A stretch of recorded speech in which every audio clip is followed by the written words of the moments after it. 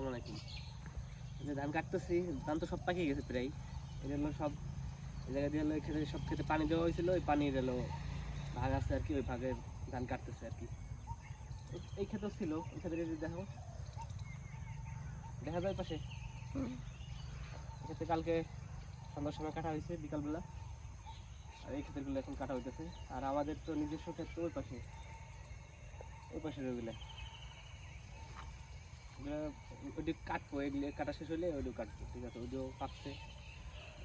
এখন বৃষ্টির যে অবস্থা, এখন মনে হইতেছে না যে আমাদের এদিকে বলে বিচুলি আর কি, বিচুলি বাজার ইচ্ছা ছিল, দেখি এখন কি হয়।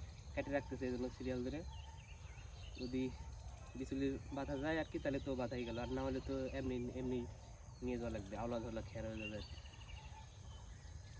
দেখা যাক।